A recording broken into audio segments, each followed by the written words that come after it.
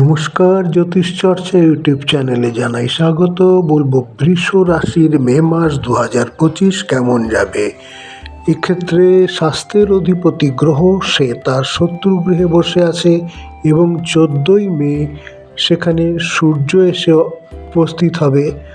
সুতরাং 14 তারিখ পর্যন্ত স্বাস্থ্য মোটামুটি চললেও 14 তারিখের পর কিন্তু সূর্য এবং শুক্রের কম্বিনেশনের জন্য স্বাস্থ্যের বিভিন্ন অবনতি হতে পারে, বিভিন্ন কারণে অসুখ বিসুখ দেখা দিতে পারে, সিজনাল প্রবলেম কিন্তু আসতে পারে।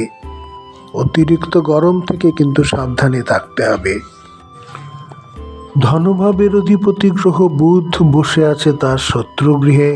সে যদিও 6ই মে আসবে মেষ রাশিতে। মেষ রাশির অধিপতি মঙ্গল ও বুধের শত্রু গ্রহ, সুতরাং ধনভাব কিন্তু ভালো থাকছে না। ধনের আগমন বা ধন উপার্জন বেশ কষ্টকর হবে এবং ধনকে সঞ্চয় করার জন্য চেষ্টা করতে হবে। তৃতীয় ভাব পরাক্রম, সাহস, শৌর্য, এখানে নিজস্ব মঙ্গল থাকায় নেগেটিভ এনার্জি বা অতিরিক্ত রাগ বা ভুল ডিসিশনের জন্য তর্ক বিতর্কে জড়িয়ে যাওয়ার একটি সম্ভাবনা আছে। প্রতিবেশী বন্ধুবান্ধবের সঙ্গে ঝগড়াঝাটির একটা সম্ভাবনা আছে। পারিবারিক সুখ বিঘ্নিত হচ্ছে, সম্পত্তি নিয়ে সমস্যা থাকতে পারে, বাড়িঘর নিয়েও কোনো অশান্তি থাকতে পারে। এছাড়া প্রাথমিক শিক্ষায় বিঘ্নিত হবে, কারণ কেতু বসে আছে সূর্যের ঘরে। কেতু এবং সূর্যের মধ্যে কম্বিনেশন ভালো নেই, সুতরাং মন মানসিকতায় চঞ্চলতা, আনস্যাটিসফ্যাকশন কাজ করবে। উচ্চশিক্ষার ক্ষেত্রেও ভুল ডিসিশন, ভুল চিন্তাভাবনা, অসহযোগিতা কাজ করছে। প্লেসমেন্টে বাধা থাকছে, কারণ বুধ বসে আছে তার শত্রুগৃহে। রোগ, ঋণ, শত্রুরা মাথাচাড়া দিতে পারে।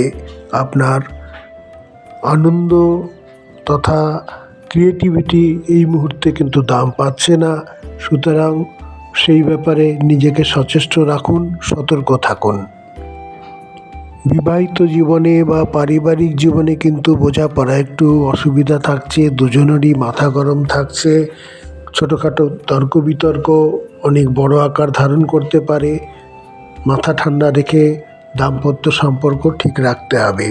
শ্বশুরবাড়ির সঙ্গে সম্পর্ক খারাপ হতে পারে, সেখানে কিছু অপ্রীতিকর কথাবার্তা হতে পারে। কোনো শোক সংবাদ, দুঃখের সংবাদ আপনার পেতে পারেন, সেজন্য মনকে শক্ত রাখতে হবে। চলাফেরায় সাবধানতা অবলম্বন করতে হবে। দুর্ঘটনাজনিত কোনো কারণ আপনাকে বিচলিত করতে পারে। ভাগ্যের সহযোগিতা আপনি খানিকটা পাবেন, ভাগ্যের সাহায্য আপনি পাবেন। শনি দেবতা সেখানে আপনাকে সাহায্য করবে। কর্মক্ষেত্রে আপনার সুনাম অক্ষুণ্ণ থাকবে, আপনার কাজের প্রশংসা পাবেন। সেখানকার ঊর্ধ্বতন এবং উচ্চ কর্মচারীরা আপনার সহযোগিতা করবে। কর্মক্ষেত্রে ভালো আছে, সেখান থেকে আয় ভালো হবে।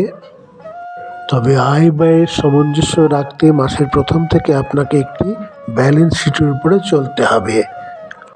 ব্যয়ভাবের অধিপতি গ্রহ মঙ্গল নিচস্থ হয়ে আছে, সুতরাং বিভিন্ন কারণে, স্বাস্থ্যের কারণে কিন্তু খরচাপাতি হতে পারে। ব্যালেন্স মাসের প্রথম থেকে আপনাকে সঠিক রাখতে হবে, না হলে ঋণ ধার হতে পারে। এই ছিল বৃষ রাশির মে মাসের প্রেডিকশন। সবাই ভালো থাকবেন।